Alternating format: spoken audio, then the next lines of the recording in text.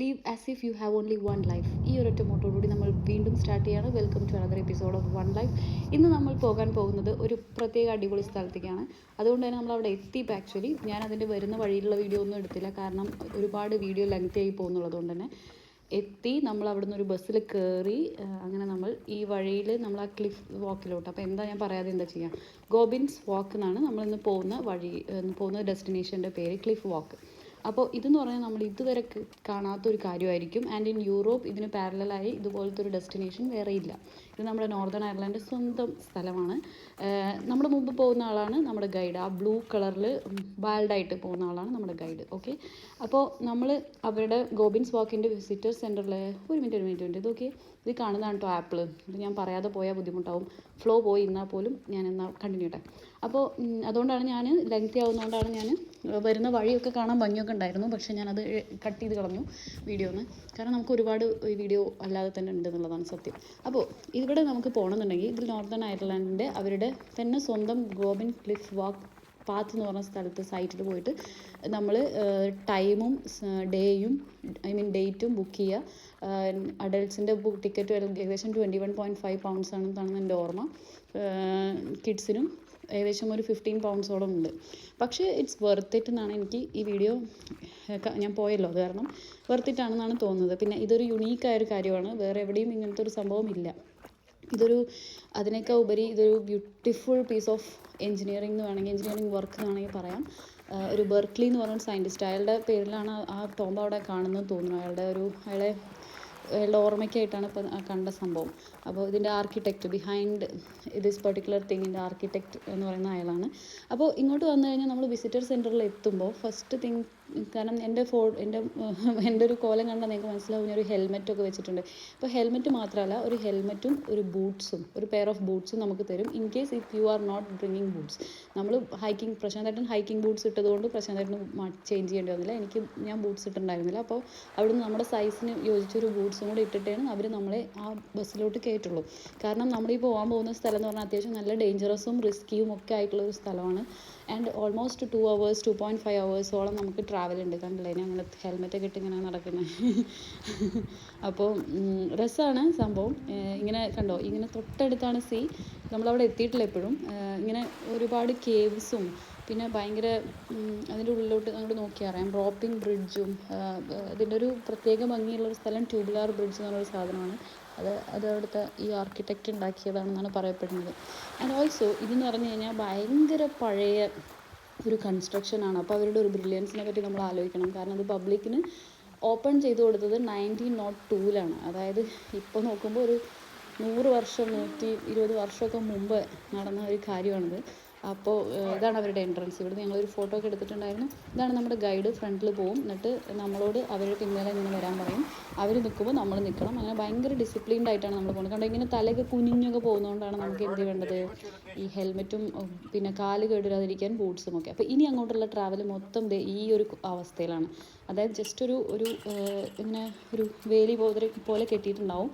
പക്ഷേ നാട്ടിലെ വേലി പോലെ അല്ല, അത് നല്ല സ്ട്രോങ് ആയിരിക്കും. നമുക്കത്ര പേടിയൊന്നും തോന്നില്ല. ഇങ്ങനെയുള്ള വ്യൂ കണ്ട് നമ്മളൊരു 2 hours ഇങ്ങനെ നമ്മൾ യാത്ര ചെയ്തത്. ആൻഡ് ഭയങ്കര രസമായിരുന്നു. കാരണം ഇതെന്ന് പറഞ്ഞാൽ ഒരു നമ്മൾ എൻഡ് ഓഫ് പ്ലേസ് ക്ലിഫാണിത്. അപ്പോൾ അവിടെ എന്ന് പറഞ്ഞു കഴിഞ്ഞാൽ നേരെ അങ്ങോട്ട് ഓഷ്യൻ മാത്രമേ ഉള്ളൂ. അവിടുന്ന് റോക്സ് ഫാൾ ചെയ്യാം. അപ്പോൾ കണ്ടില്ലേ മേലെ കണ്ടോ, വലിയൊരു സ്ഥലമുണ്ട്, ഒരു വ്യൂ പോയിൻ്റൊക്കെ ഉണ്ട് മേലെ. അവിടുന്ന് ഇങ്ങനെ എന്താ പറയുക, കല്ലൊക്കെ താഴത്തേക്ക് വീഴുന്നുള്ളതുകൊണ്ടാണ് നമ്മൾ ഹെൽമെറ്റൊക്കെ വയ്ക്കുന്നത്. എൻ്റെ മുമ്പ് പോകുന്ന ആ മനുഷ്യനുണ്ടല്ലോ, അയാൾക്ക് ഏറെക്കുറെ നല്ല ഏജ് ഉണ്ട്. അയാളൊരു ഹാർട്ട് അറ്റാക്ക് കഴിഞ്ഞ് എനിക്ക് തോന്നുന്നു സർജറി കഴിഞ്ഞിട്ട് ബൈപ്പാസ് കഴിഞ്ഞിട്ടാണ് ഈ പണിക്ക് വരുന്നത്. അപ്പോൾ അവർ ഭയങ്കര കോൺഫിഡൻ്റ് ആണ്. അതും ഇങ്ങനത്തെ ഒരു ഡേഞ്ചറസ് ആയ ഒരു സ്ഥലത്തേക്കൊക്കെ വരാൻ കാണിക്കുന്ന ഈ ആൾക്കാരുടെ ധൈര്യം എന്നെ എപ്പോഴും ആശ്ചര്യപ്പെടുത്തിയിട്ടുണ്ട്. കാരണം നമ്മുടെ നാട്ടിലൊക്കെ ഒരു 60 ഏജൊക്കെ കഴിഞ്ഞ ആളുകൾക്കൊക്കെ അവർക്ക് എന്തൊക്കെയോ അവർക്കൊക്കെ വയസ്സായി അവർക്ക് ഒന്നും ചെയ്യാൻ പറ്റില്ല എന്നുള്ളൊരു ഫീലാണല്ലോ.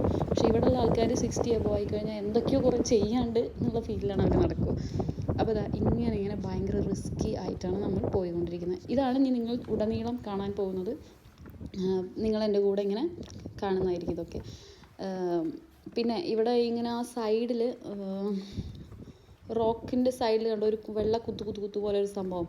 അതെന്ന് പറഞ്ഞു കഴിഞ്ഞാൽ അയാൾ പറഞ്ഞു തന്നത് അതൊരു ഇവിടെ പഠിച്ചപ്പോൾ ഇവർ പറയുന്ന ഒരു പുതിയൊരു എലമെൻ്റാണ് അതെന്നാണ് പറയുന്നത്. അപ്പോൾ അതിപ്പോൾ കണ്ടുപിടിച്ചിട്ടേ ഉള്ളൂ എന്നുള്ള രീതിക്കൊക്കെയാണ് അയാൾ സംസാരിച്ചത്. അപ്പോൾ ഇതൊക്കെയാണ് കാര്യങ്ങൾ. ഇങ്ങനെ ഇടയ്ക്കിടയ്ക്ക് നമുക്കിങ്ങനെ നിന്നിട്ട് ചുറ്റും ഇങ്ങനെ നോക്കാം. നമ്മുടെ അറ്റ്ലാന്റിക് ഓഷ്യൻ എപ്പോഴത്തെയും പോലെ തന്നെ ഭയങ്കര സൗന്ദര്യമുള്ളൊരു ഓഷ്യനാണ്. അതിൻ്റെ ഒരു ബ്ലൂ കളർ, ടർക്കിഷ് കളർ കാണാൻ ഭയങ്കര രസമാണ്. ഞാൻ ഇന്ത്യൻ ഓഷ്യനാണ് അധികം കണ്ടിട്ടുള്ളത്. നമ്മുടെ നാട്ടിലാവുമ്പോൾ നാട്ടിൽ ഫുള്ളത് പല സ്ഥലങ്ങളിലും ഭയങ്കര കറുത്ത കളറൊക്കെ ആയിട്ടാണ് കാണാറെങ്കിൽ പോലും ഇവിടെ ഒരുപക്ഷെ നല്ല വൃത്തിയായി സൂക്ഷിക്കുന്നത് കൊണ്ടായിരിക്കാം. പിന്നെ ഇവിടെ കാണാൻ പറ്റുന്ന മറ്റൊരു അട്രാക്ഷനാണ് ബേർഡ്സിൻ്റെ ഒരു ഏരിയ കുറച്ച് കഴിഞ്ഞാൽ വരുന്നതായിരിക്കും.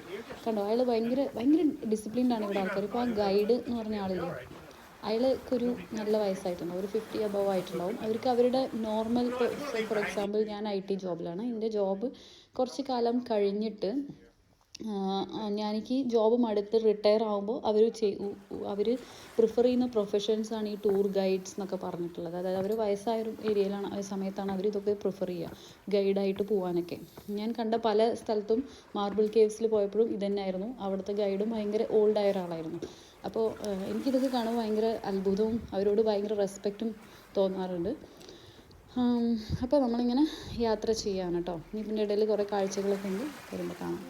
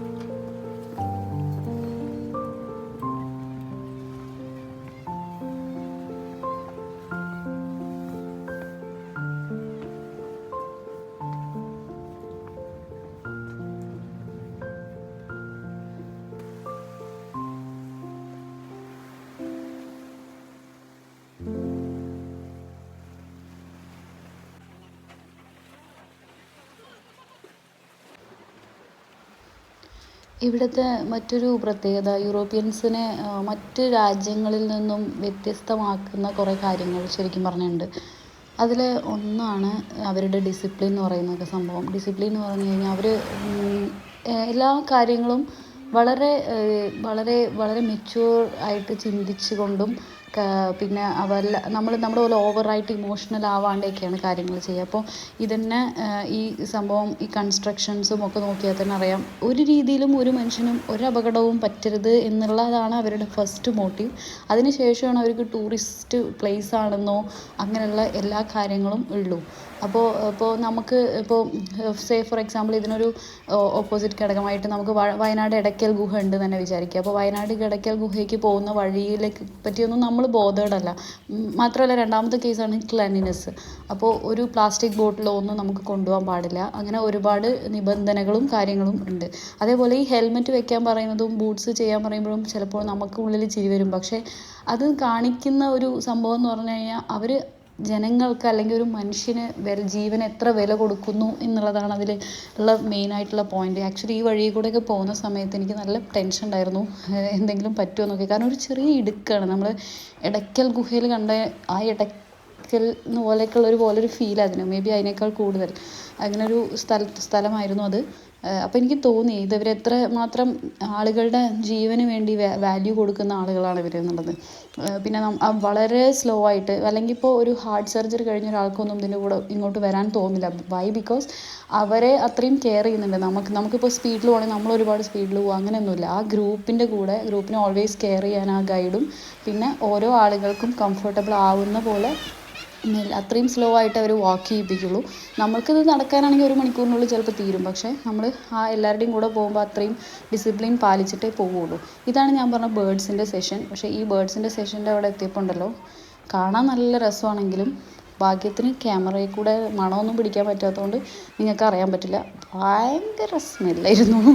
അതുകൊണ്ട് എല്ലാവരും മൂക്കും പൊത്തി കോട്ടൊക്കെ തലയിൽ കൂടെയൊക്കെ മേലിൽ കൂടെയൊക്കെ പൊതിച്ചിട്ടൊക്കെ ആയിരുന്നു പോയിരുന്നത്. കാരണം എങ്ങാനും ഇത് കാഷ്ടിക്ക് എന്തെങ്കിലും ചെയ്യുകയെന്നും അറിയില്ല. കാരണം അവിടെ മൊത്തം ആ സ്മെല്ലായിരുന്നു. വേഗം ഈ സ്ഥലം ഒന്ന് കഴിഞ്ഞ് കിട്ടണമെന്നൊക്കെ ചില സമയത്ത് എനിക്ക് തോന്നി. പക്ഷേ കാണാൻ നല്ല രസമാണ്. അതായത് ബേർഡ്സ് ഇങ്ങനെ അതവിടെ അവർ സ്വന്തം ഹാബിറ്റേറ്റിൽ ഇങ്ങനെ നിൽക്കുന്നത്. ഇപ്പോൾ ഞങ്ങൾ ഇങ്ങോട്ട് വരുമ്പോൾ തിരിച്ചു പോകുന്ന ഒരു ഗ്രൂപ്പിനെയാണ് ഇപ്പോൾ നിങ്ങൾ കണ്ടത്. അപ്പോൾ ഇപ്പോൾ ഈ ഒരു ബ്രിഡ്ജ് കാണുമ്പോൾ അവരെന്ത് ചെയ്യുമെന്ന് വെച്ച് കഴിഞ്ഞാൽ അവരൊരു കൾച്ചറാണ് ഞങ്ങൾക്ക് പറയാൻ ഉദ്ദേശിക്കുന്നത്. അതായത് ഇപ്പോൾ അങ്ങോട്ട് പോകുന്ന ആൾക്കാർ വെയിറ്റ് ചെയ്തിട്ട് ഇങ്ങോട്ട് വരുന്ന ആളുകൾ മൊത്തം പോയതിന് ശേഷം മാത്രമേ നമ്മൾ ആ ബ്രിഡ്ജിൻ്റെ മേലെ കൂടെ പോവുള്ളൂ. നമ്മൾ അതുവരെ അത് വെയിറ്റ് ചെയ്യണം. സ്ലോലിയാണ് കാര്യങ്ങൾ ചെയ്യാൻ പാടുള്ളൂ. ഇതൊക്കെ തന്നെ നമുക്ക് ഏതൊരു ഏജ് ഗ്രൂപ്പിലുള്ള ഒരാൾക്കും അങ്ങോട്ട് പോകാനുള്ളൊരു കോൺഫിഡൻസ് കൊടുക്കുന്ന ഒരു കാര്യമാണ്. പിന്നെ ഞാൻ കണ്ടു ഇങ്ങനത്തെ ഗൈഡ്സിൽ ഒരു ഗൈഡ് അവിടെ ലാസ്റ്റ് ഗ്രൂപ്പ് ഒരു ദിവസത്തെ വരുന്നവരെ അവിടെ വെയിറ്റ് ചെയ്യും. ഡോറ് ക്ലോസ് ചെയ്യും, ഒരു ഗേറ്റ് ഉണ്ട്, അത് ക്ലോസ് ചെയ്യണം. അപ്പോൾ എന്താ അവർ ഉദ്ദേശിക്കുന്നത് വെച്ചാൽ ഒരു പാസഞ്ചർ പോലും ലെഫ്റ്റ് ഔട്ടായിട്ട് അവിടെ പെട്ട് പോകരുത് എന്നുള്ളതാണ്. അങ്ങനെയാണെങ്കിൽ അവർ രക്ഷിക്കാൻ വേണ്ടിയിട്ടാണ് ഒരാളെ അവിടെ വെച്ചിരിക്കുന്നത്.